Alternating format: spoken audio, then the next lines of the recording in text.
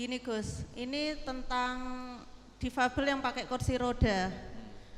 Mereka biasanya kalau mau ke, contohnya perjalanan jauh terus melewati masjid. Biasanya masjid itu tempat sucinya kan jauh mau ke dalam, sedangkan dia memakai kursi roda. Harus ke tempat berwudu itu kan biasanya ngesot atau merangkak dan yang lain, karena kursi roda nggak mungkin bisa masuk ke dalam. Sedang pas keluar lagi, tempat itu kan belum tentu suci atau tidak, kan belum tahu. Itu gimana, sah atau tidak? Tapi kalau kondisinya pas itu nggak ada yang kenal, terus kalau memaksakan gesot malah menjadi perhatian orang banyak, dan kadang nyun sewu ya malu, ya sudah sholat apa adanya. Dan seperti tadi yang dikatakan Gus Zofur, ya sudah kita anggap dia harus sholat dengan kemampuannya itu.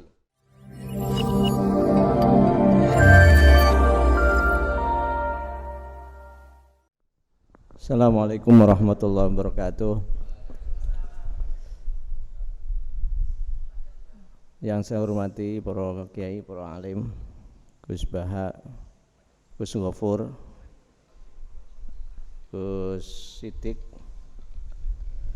dan para kiai yang lainnya. Ada Teh Haji, Mbak Tia, Bu Wakil Bupati, Bu Duroh, dan yang lainnya, dan kawan-kawan difabel yang lainnya. Alhamdulillah kita hari ini tadi sudah mendapatkan pencerahan dari dua kiai kita, Gus Bahak dan Gus Zofur. Jadi ini adalah kesempatan yang luar biasa bagi kita semuanya, kawan-kawan difabel yang selama ini lihat Gus Bahak itu melalui YouTube. Sekarang ini langsung ketemu, ini kenikmatan yang luar biasa besar, harus disyukuri. Cara mensyukurinya ya melalui pertanyaan-pertanyaan ini, biar selama ini ada masalah dalam kehidupannya, dalam beribadah bisa terjawab tuntas. Silahkan. Assalamualaikum warahmatullahi wabarakatuh. Langsung mawon to the point. Saya penjual Al-Quran ya. Nah, pas jual itu mesti kan kedemak. Ini unda-wundu kepleset malah totalan Pak Gus nggih. Gregetan kula mboten wundu. Tanggep ae wis, apa iku dimakfu mboten. Terima kasih. Wassalamualaikum warahmatullahi wabarakatuh. Ya, terima kasih. Bismillahirrahmanirrahim. Jualan Quran ya Mas Wahib ya. Ya kalau jualan Quran dan sampean susah wudu ya ngikuti pendapat, karena itu darurat. Ya pas jualan saja ada usah wudu, tapi niati tarokhus biru khosilahnya. Tarokhus itu kamu merasa wajib, ya merasa risih, tapi karena kondisi tertentu harus seperti itu. Karena teman-teman saya yang kerja di percetakan mushaf juga, wah kalau saya wudu terus malah dimarahin sama majikannya. Karena kalau wudu kan basah, nanti megang lempirannya malah gampang apa? Sobek. Jadi tapi tetap dengan cara berpikir natarokhusu biru khosillah, bahwa kita seperti ini nyari kemurahan Allah. Bukan lalu menjadi madhab baru boleh memegang Quran tanpa apa? Wudu. Ini penting saya utarakan supaya proporsional. Kayak kita misalnya ketemu mbak-mbak ini, secara fikih kan nggak boleh karena ini ajnabiyah, orang lain. Tapi kita natarokh khosubiru khosillah, kita cari kemurahan Allah yang membolehkan lelaki perempuan dalam satu majelis asal terbuka dan urusan ngaji. Tapi catatannya harus terbuka. Karena pantangannya syariat itu layak keluarna rojulun bimroatin, tidak boleh berduaan. Makanya kalau kiai-kiai alim justru kalau punya tamu cantik itu ditemui ini di teras di depan umum, itu justru bagus. Tapi kadang orang malah, wah nanti dilihat orang nggak pantas. Justru bagus yang di depan umum, karena di depan umum tidak akan macam-macam gitu. Tapi kadang-kadang ada juga yang kiai agak jaim tuh, kalau tamu orang cantik malah supaya ada konangan orang lain, malah bahaya. Bagus konangan orang lain supaya terkontrol. Kalau terpaksa kita lakukan seperti ini, itu tidak usah merasa halal, terus kita ada istighfar, ya istilahnya natarokhosu biru khosillah. Jadi jenengan tetap pegang Quran tanpa wudu, karena Anda jualan Quran, dan kalau wudu susah karena Anda ngalami gangguan-gangguan fisik. tapi tetap merasa salah. Tapi nanti kalau mau Ramadanan, mau deres taqarrub ilallah, ya wudu lah. Kan Anda sedang tidak jualan apa? Quran. Mau fatwanya jualan kok diteruskan sampai darusan itu kan. Ya, itu namanya itu pencatutan itu. Bismillahirrahmanirrahim. Assalamualaikum warahmatullahi wabarakatuh. Perkenalkan, nama saya Saras. Saya adalah Saras, pertengahan antara saraf dan waras, Gus. Ini saya ingin mewakili dari teman-teman saya yang paraplegi. Paraplegi itu yang saya ketahui itu adalah tidak bisa merasakan ini ke bawah. Penurunan dari saraf. Ayo teh di sini diperjelas saja teh. Penurunan fungsi syaraf ngaten. Jadi kalau misalnya seorang yang sudah cacat itu kadang-kadang itu pipis tidak terasa gitu. Terus ada macam-macam itu kalau di saraf ini ya, saraf kelamin lah ya. Terus kalau di saraf yang kaki itu terus kayak kaku. Kan ada tuh yang kaku gitu. Contohnya seperti itu. Intinya paraplegi itu penurunan dari fungsi saraf atau jaringan. Silakan. Nah, Pertanyaannya? oke. Kasusnya itu kalau bersuci itu tidak terasa di tengah perjalanan itu intinya keluar lagi seperti itu. Tetapi dia kan tidak ngerasa. Kemudian dia ini tetap menjalankan sholat. Nah, pertanyaan kita, apakah sholat itu sah apa tidak? Dan banyak sekali yang tidak seperti itu pun. Kemarin saya sempat ngobrol, diskusi sama orang normal, artinya bukan disabilitas, pun sama gitu loh. Beliau juga mengatakan sama, ketika dari kamar mandi bersuci sampai ke tempat sholat itu juga sir gitu, maksudnya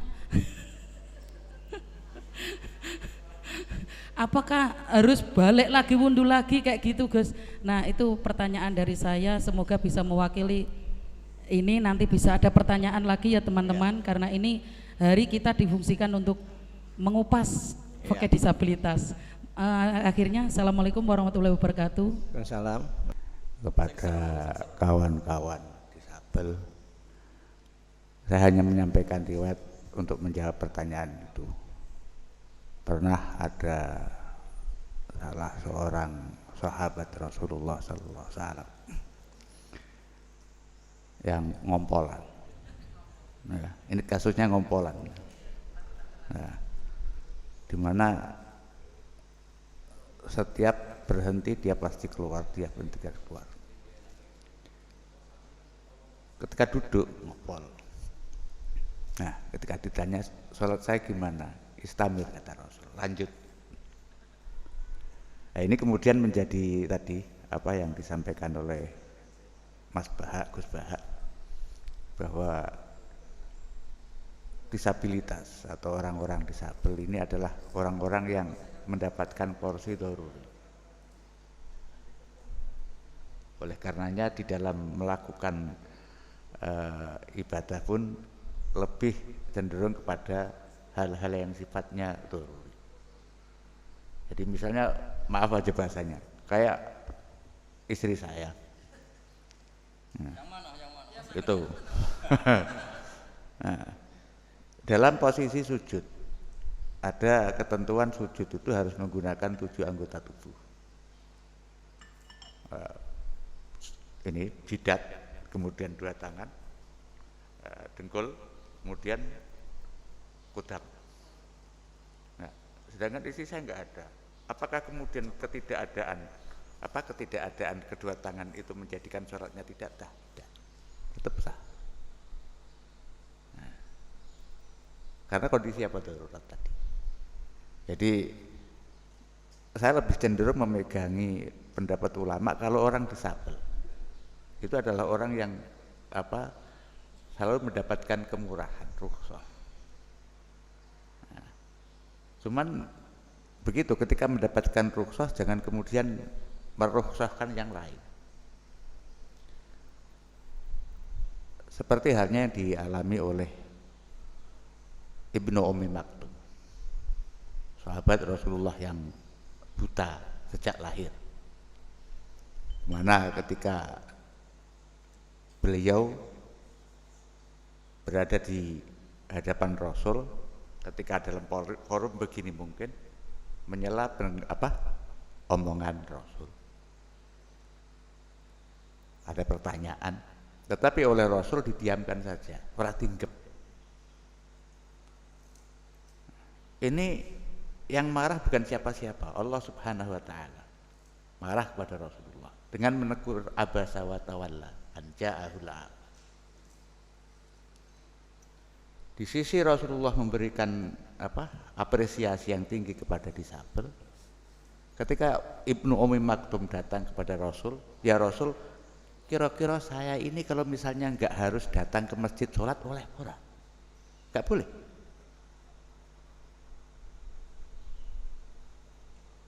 Artinya semangat beribadah itu harus tetap ditumbuhkan. Kendati pun dalam suasana, dalam situasi keterbatasan. Ya, jadi kalau menggunakan pendapat Syafi'i tadi, kalau Anda masih membutuhkan orang lain dan orang lain itu ada, maka Anda termasuk qadir, orang yang mampu. Tetapi kalau Hanifah menyatakan kalau membutuhkan orang lain itu dianggap ghairu qadir. Itu yang bisa saya sampaikan. Nah, kurang lebihnya mohon maaf.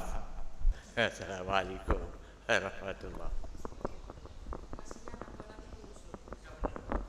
Saya mau tanya gini, Gus.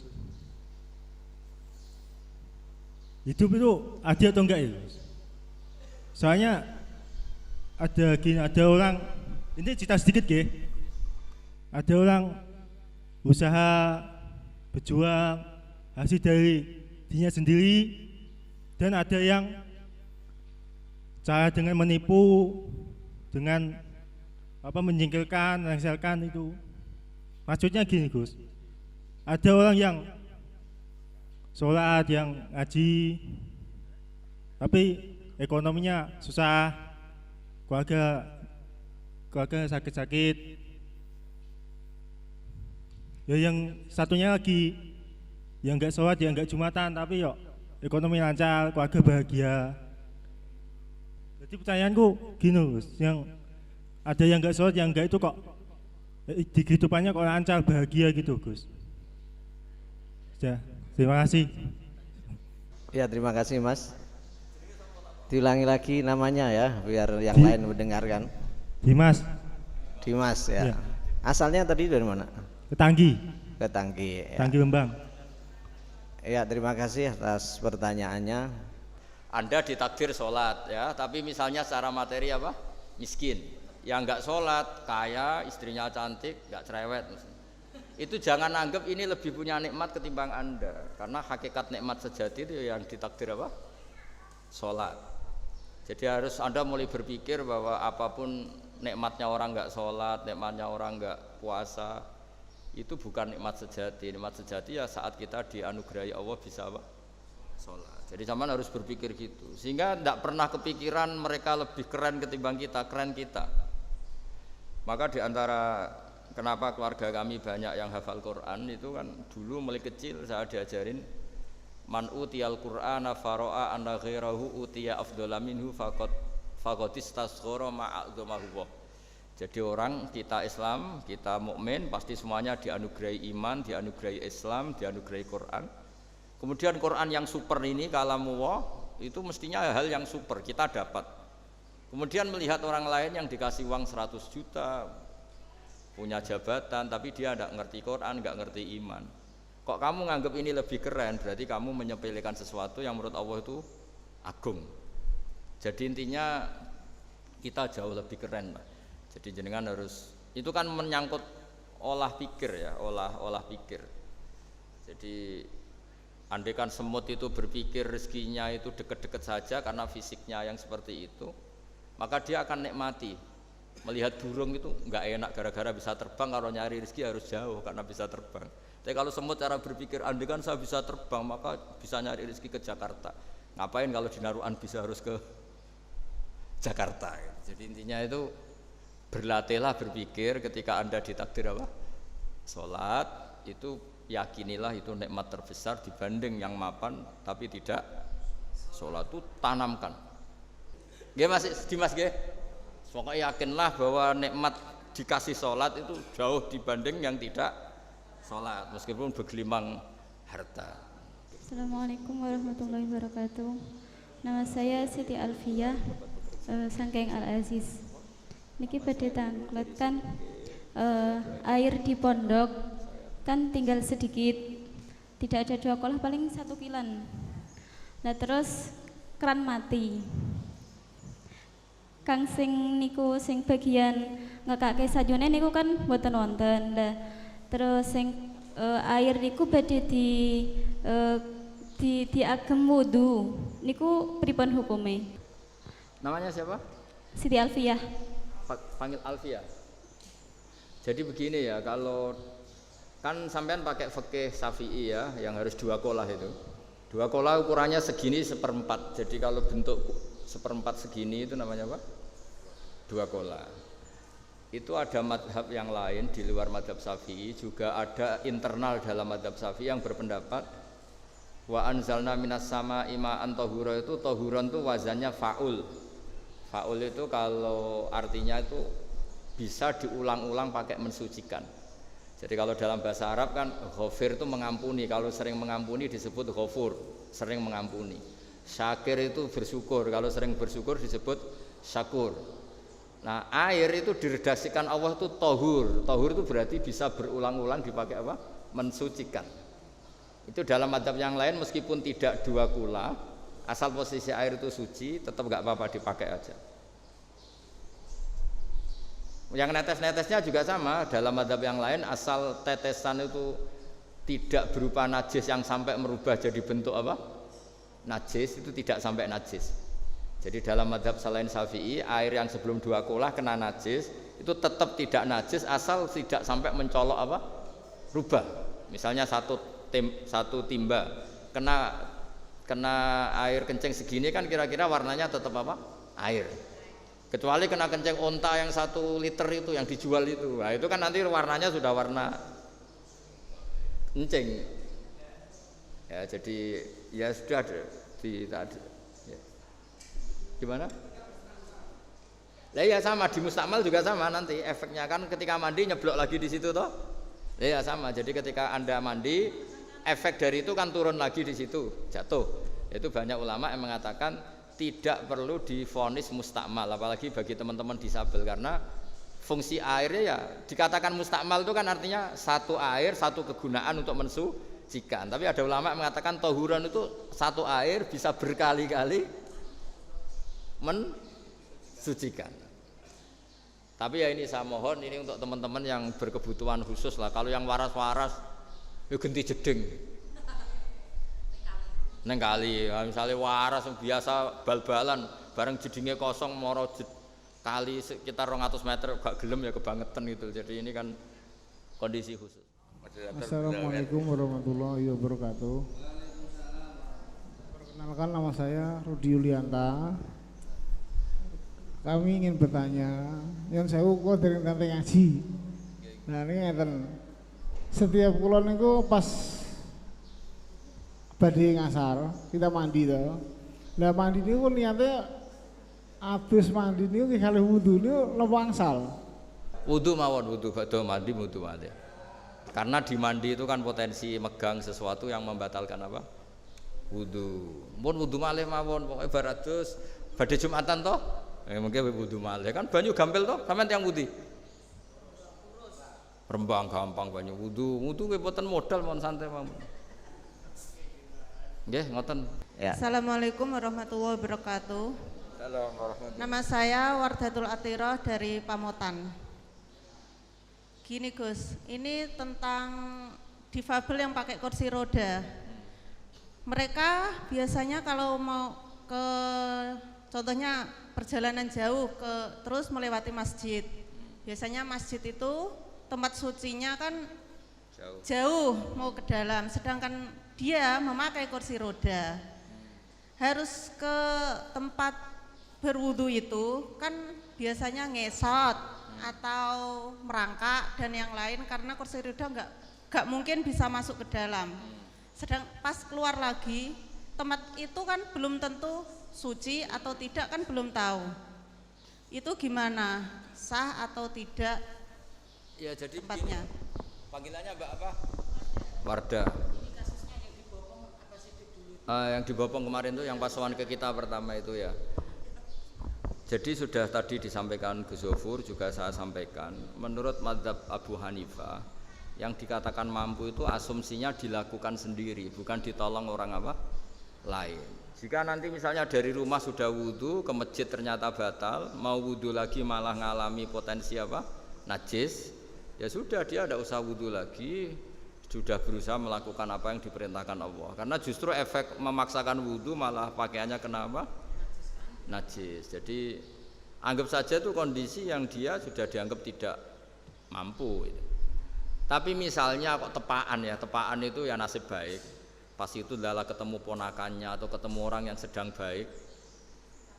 Terus diminta, bahkan belum dimintai tolong sudah ingin apa? Menolong.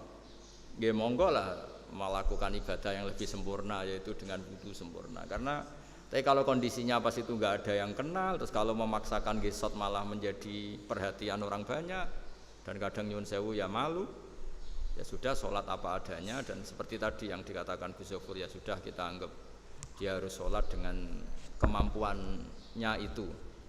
Jadi ini supaya dapat barokah saya baca ya. Li'annal mukallafa indahu la yu'addu qadiran bi qudrati ghairihi. Jadi dalam mazhab Abu Hanifah itu orang nggak bisa dianggap mampu dengan asumsi dibantu orang lain. Kalau dia tidak mampu ya tidak mampu aja, tidak usah bayangkan dibantu orang lain. Cuma tadi kalau nasib sedang baik, misalnya nyun sewu, saya itu menangi Mbak Arwani meskipun sudah tidak ngajar. Beliau juga di kursi roda, setelah itu ya di kamar tidur rebahan. Tapi siapa yang nggak tahu Ki Arwani itu kalau jam memandikan beliau itu rebutan. Jam memudoni beliau juga orang itu rebutan. Jadi apa ya, barokahnya ilmu tuh sampai begitu. Sampai ya makanya kalau kondisi begini kok terus misalnya saya kiai, muhibbin saya banyak dan pakai kursi roda kok terus tidak wudu tuh kayaknya ya lucu lah, wong kesempatannya sudah sekali kan, yang ribet gawa ceret, mun yai kula wudoni betul ceret. Makanya menurut saya dalam banyak hal saya juga setuju mazhab Syafi'i. Artinya setuju itu kalau kondisinya bagus ya ikutilah mazhab Syafi'i. Buktinya gampang itu mayit. Mayit itu kan tidak bisa apa-apa. Nyatanya wajib mandi, wajib mudoni gitu. Karena asumsinya orang siapa sih yang nggak ingin mudoni apa? Mayit itu nggak ingin mandikan mayit. Karena orang itu ingin ini sowan Allah itu dalam keadaan apa? Suci gitu. Artinya kalau melihat perspektif mayit kayaknya benar mazhab Imam Syafi'i. Nyatanya mayit kan sebelum disolati ya mandi ya wudu, karena asumsinya pasti banyak orang lain yang ingin apa? Memandikan dan memudoni. Tapi tadi tidak semua orang nasibnya kayak Mbak Arwani, tidak semua orang nasibnya itu mendapat simpati seperti itu ya. Kalau kira-kira susah ya sudahlah sholat saja Gus ya, udah bima yakdiru alaihi semampunya ya gitu Mbak Wardah ya. Jadi ya, ini saya terakhir mohon doa dari Gus Zofur supaya utamanya kita syukur. Saya ulang-ulang, kita niru kiai-kiai dulu, setiap ngendikan pokoknya kita punya nikmat terbesar yaitu nikmatnya iman dan apa? Islam. Dan nanti kita pasti nganggap semua yang kita alami di dunia itu sepele sekali ketika nyatanya kita masuk surga. Tapi kebalikannya, kalau kita tidak iman dan Islam, apapun mewah kita, nyaman kita di dunia itu tidak ada gunanya semua ketika kita nanti akhirnya jadi ahli apa? Neraka. Jadi berbahagialah kita semua karena diberi rezeki Allah iman dan apa? Islam sebagai nikmat terbaik, tertinggi dan enggak ada bandingannya sama sekali. Mohon doa dari Gus. Baik, terima kasih ya, terima kasih sekali. Sebelumnya saya ingin mengucapkan terima kasih yang sebesar-besarnya. Selama saya sekolah di Mesir itu saya punya guru yang juga difabel ya, tidak mampu melihat tidak mampu melihat. 2 tahun saya secara intensif itu ngaji sama beliau. Ya memang setiap minggu 2 kali, apa itu intensif ngaji memang sama orang buta asli, bukan kok buta, memang asli buta. Itu orangnya pinter sekali itu, pinter sekali orangnya, tapi ya buta memang. Kalau ngarang kitab itu, saya pernah bersama beliau itu di perpustakaan itu. Tolong ambilkan kitab itu halaman sekian, catat mulai kalimat ini sampai kalimat ini, itu apa? Itu orang buta itu. Nah yang menakjubkan itu bagi kami santri-santrinya itu, kami bikin rasan-rasan itu, katanya istrinya 3. Jadi siapa ini tadi yang ini pesimis sama apa tadi itu? Sa'roni ya, Masya Allah. Itu guru saya itu katanya itu istrinya 3 like. Kamu orang sehat, istrinya 1 like. Ya Allah, itu luar biasa, Masya Allah. Doa mustajabnya untuk itu mungkin doa mustajab. Jadi nggak perlu pesimis lah ya, pokoknya itu dijalankan ya, semoga baik-baik saja ya. Mungkin di posisi yang ini berbeda gitu aja itu ya, sama dengan tadi itu ya. Yang tanya-tanya itu mungkin posisinya aja yang berbeda itu. Baik. Bismillahirrahmanirrahim. Al-Fatihah. A'udzubillahi minasyaitonirrajim. Bismillahirrahmanirrahim. Alhamdulillahirabbil alamin. Arrahmanirrahim. Maliki yaumiddin. Iyyaka na'budu wa iyyaka nasta'in. Ihdinas siratal mustaqim. Siratal ladzina an'amta 'alaihim ghairil maghdubi 'alaihim waladdallin. Amin. Bismillahirrahmanirrahim. Allahumma lakal hamdu ala hidayatika wa taufiqik wa lakal syukru ala ni'amika as-sabighah wa alaika adh-dhahirah wal batinah. Allahumma la nahsi thana'an 'alaik anta kama athnayta 'ala nafsik falakal hamdu wa lakal syukru hatta tarda. Allahumma salli ala nuril anwar wa sirril asrar wa tiryaqil aghyar miftahi babil yasar sayyidina wa maulana Muhammadin al-mukhtar wa alihi al-athhar wa ashabil akhyar adada ni'amillahi wa afdalih. Allahumma inna nas'aluka an taj'ala hadzal ijtima' ijtima'an mubarakan wa tafarruqana min ba'dihi tafarruqan ma'suma. Allahumma 'allimna ma yanfa'una wa anfa'na bima 'allamtana. Arinal haqqa haqqan warzuqna ittiba'ah wa arinal batila batila warzuqna ijtinabah. Habib ilaina ya rabbana al-iman wa zayyinhu fi qulubina wa karrih ilaina al-kufra wal fusuqa wal isyan. Allahumma alhimna rushdana. Allahumma arzuqna imanan kamila wa yaqinan sadiqa. Allahumma arzuqna imanan kamila yahunu bihi ma ibtalaitana. Allahumma arzuqna imanan kamilan yahunu bihi ma ubtulina bih.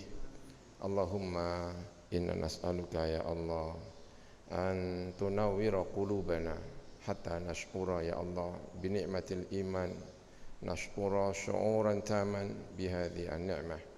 Allahumma tammim lana imanana, tammim lana imanana. Rabbana zalamna anfusana wa illam taghfir lana wa tarhamna lanakunanna minal khasirin. Rabbana atina fid dunya hasanah wa fil akhirati hasanah wa qina adzaban nar. Wa sallallahu ala sayyidina Muhammad wa ala alihi wa sahbihi wa baraka wa sallam. Alhamdulillahi rabbil alamin. Bisirril Fatihah. Bismillahirrahmanirrahim. Derek-derek disabilitas, saya yakin ada banyak persoalan yang belum terungkap di forum ini, dan saya yakin ada kawan-kawan yang mungkin saat ini gak berani ngomong langsung. Untuk itu biar pada kesempatannya akan datang kalau ada lagi nanti, mulai sekarang ditulis. Jadi nanti bisa langsung ditanyakan kepada ini Mbah Gurunya ini ya. Mbah Guru Gus Bahak sama beliau Gus Gofur. nanti bisa langsung mungkin ketemu dijawab di situ, kalau bisa di forum. Jadi dengan catat saya punya persoalan ini, pasti saya yakin dengan kondisi disabilitas seseorang punya problem yang tersendiri dengan yang lain. Dan mungkin itu akan menjadi sebuah pertanyaan yang kaitannya dengan peribadatan.